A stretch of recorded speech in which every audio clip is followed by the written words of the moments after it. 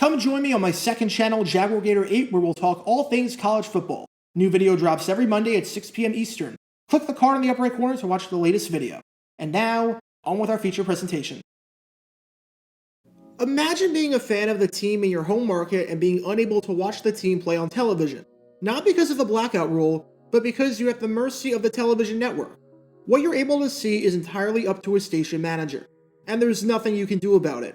For San Francisco 49ers fans, they know the feeling all too well. In 1981, they had a big game against the Cleveland Browns that was at Candlestick Park and sold out, so the game should be able to be seen on television, right?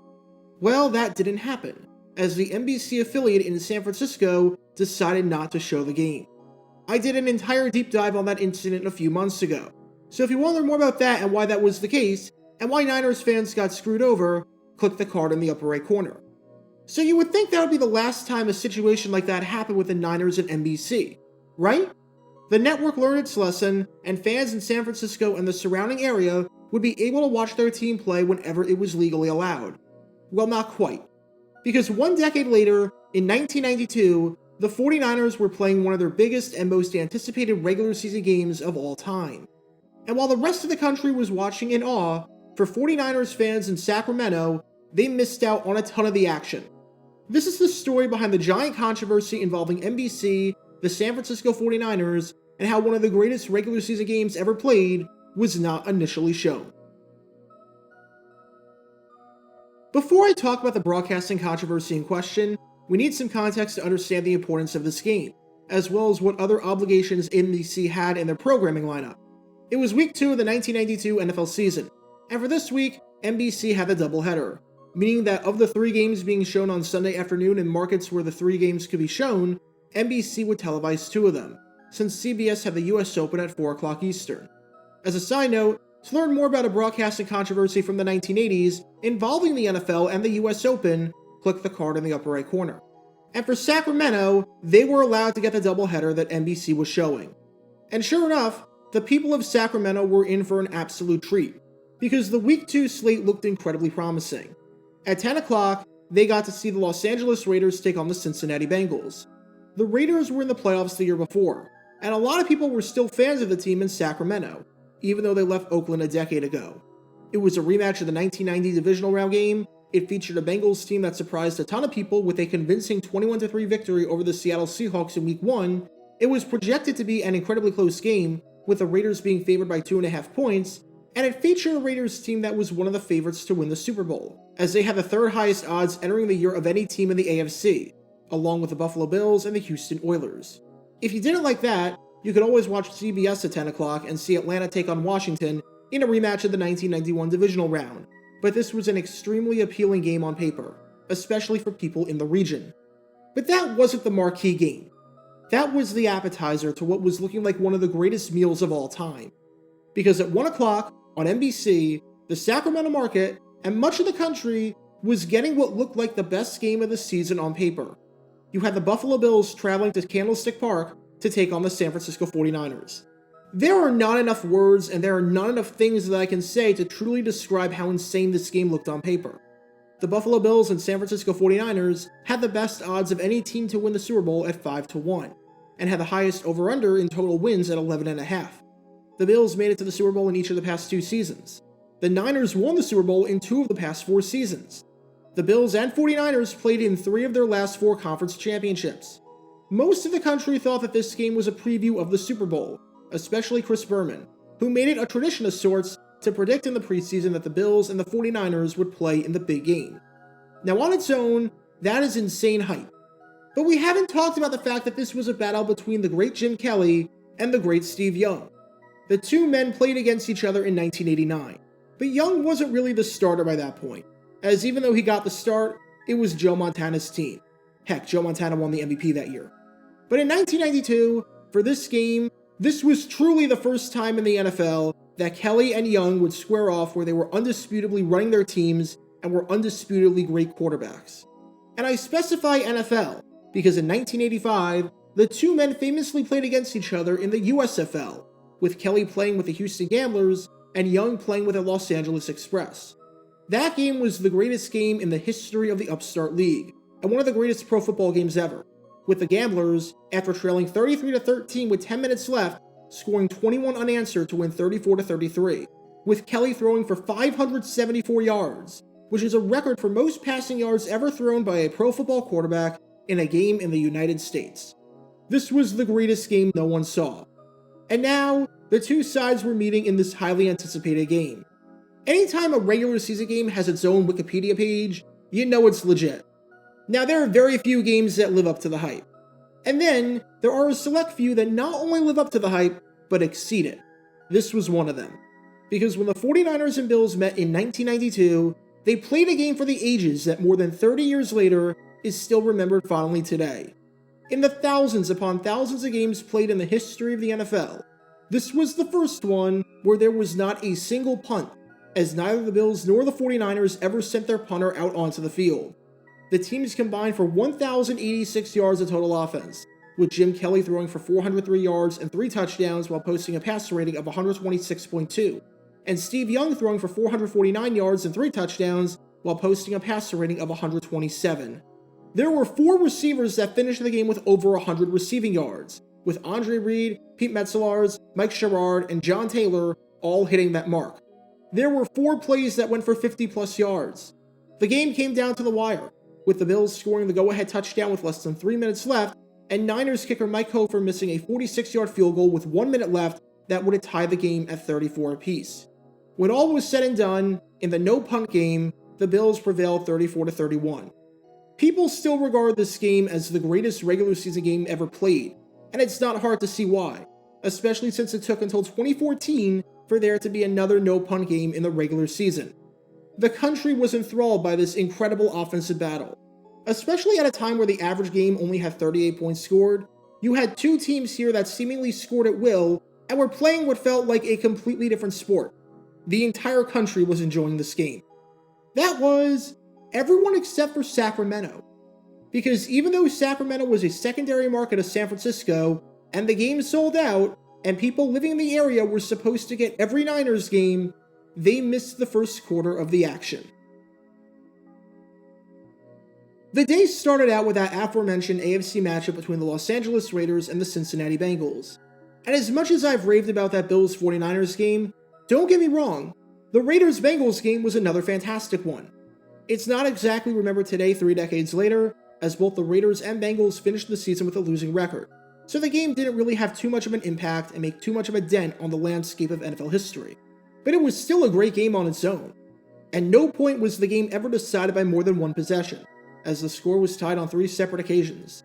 It was 7-7 at the end of the first quarter, it was 14-all at the end of the half, and by the end of regulation, it was 21-all, which meant that we had overtime.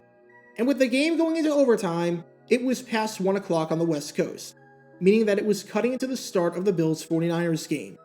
Which is why we need to talk about broadcasting rules and how networks handle games that spill over. The rules for spillover games, usually, are incredibly straightforward and simple.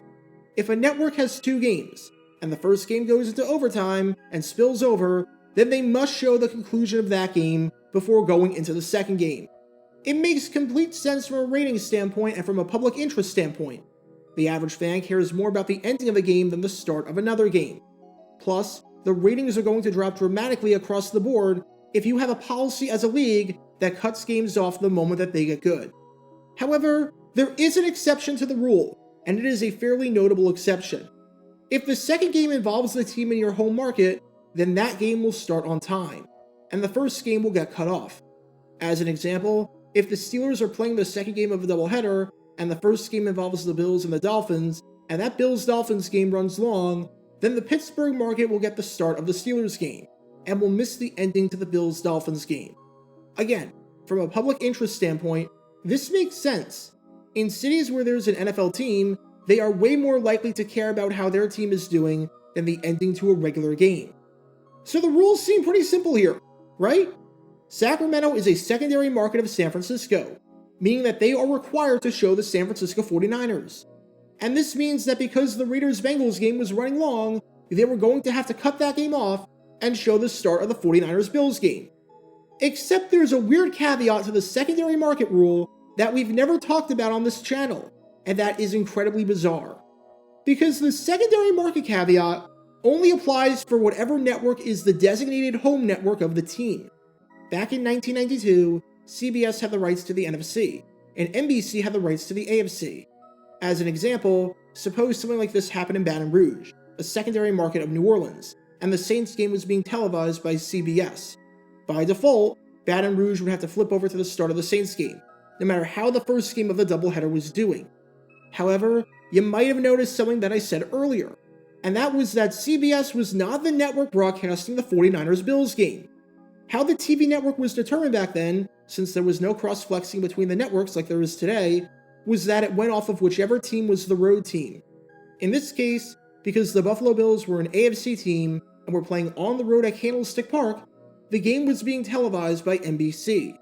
And as we just established, the secondary market rule only applies to whatever network is airing the game. So even though Sacramento is a secondary market of the San Francisco 49ers and has to air every 49ers game, that only applies on CBS. In the cases where the Niners are playing an AFC team and are playing on NBC, in the rare spillover scenario, the NFL carves out a free reign exception, where they can do whatever they want. They are not obligated to show the start of the Niners game, and if they want to, can wait until the first game is over before making the switch, even though they are the secondary market.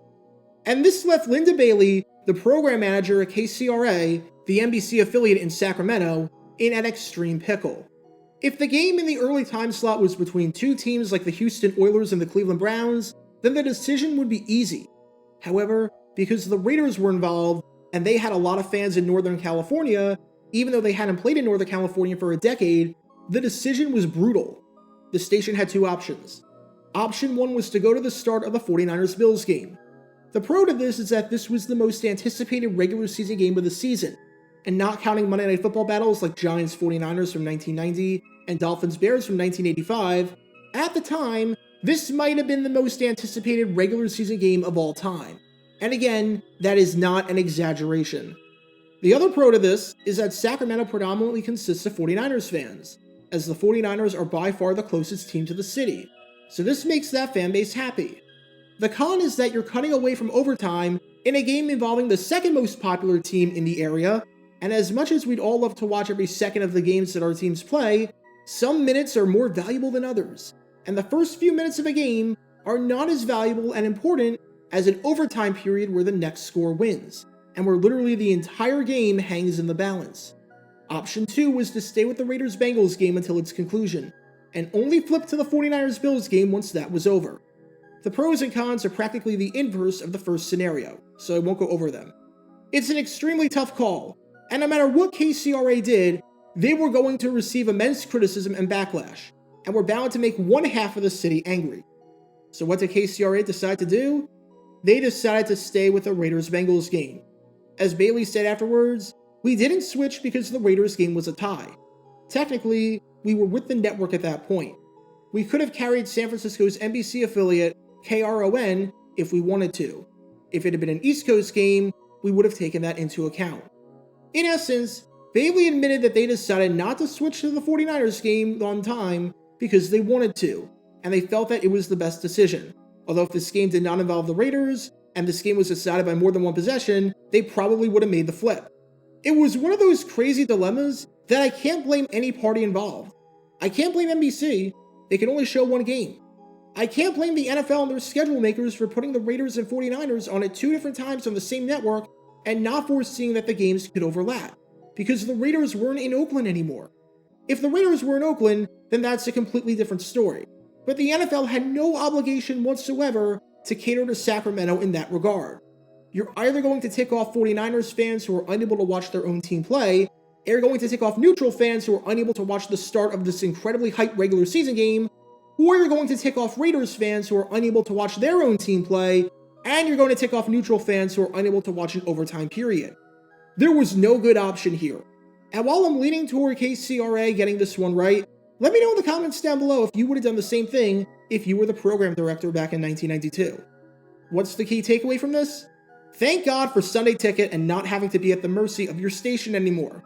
Because holy cow, broadcasting rules for the NFL are extremely complicated, especially when it comes to secondary markets and how it only applies to one network but not the other. If you learned anything on this channel, it's that the world of the NFL on television is wild and crazy, especially when it comes to affiliates and the games they air.